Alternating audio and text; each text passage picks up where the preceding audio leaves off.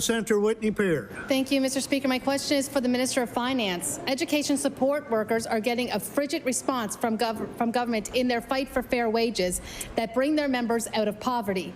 Their union president, Chris Melanson, says it is difficult for educational support staff to continue to do what they do with the bare minimum and then go home and make decisions about which bills or utilities to pay this month because they don't make enough to cover the necessities of living in today's age.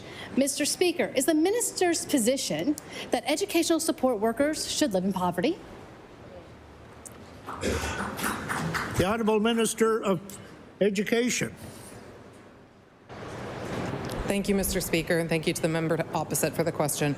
So our educational support staff are incredibly valuable and important members of our school teams. We value and respect the work that they do.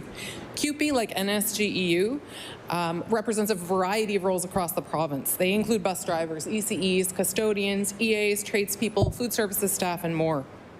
Also, as with the NSGEU, these groups have never seen parity. They have never seen equivalent wages across the province before. We are committed to making that happen. We as a government are committed to making that happen. We saw that work with our NSGEU teams. We want to see EAs who work in Digby, who work in Shelburne, who work in Truro, Antigonish, and Glace Bay receive equal compensation for the work that they do. And so we are committed to the bargaining process and are hopeful that the parties can reach an agreement. Thank you, Mr. Cape Centre Whitney Pear. Thank you, Mr. Speaker. And if I remember correctly, NSGEU had to go out on strike. My question is for the Minister of Labour Relations. Mr. Speaker, Chris Melanson explains how the government's position is impacting workers and students alike. Without a living wage, without progressive and meaningful increases, educational support staff will continue to leave the sector in droves to find work in other sectors or even other provinces, and I'll table that. Educational support staff are underpaid, undervalued, and understaffed.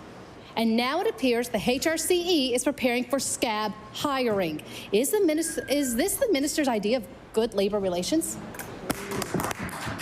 The Honourable Minister of Education and Early Childhood Development. Thank you, Mr. Speaker, and thank you to the member opposite for the question.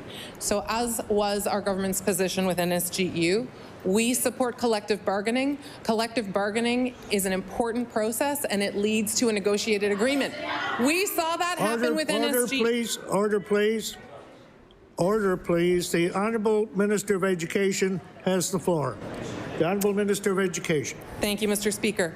Mr. Speaker, we also believe that it is vitally important that employees see and understand the latest offer that's on the table before a strike vote is taken.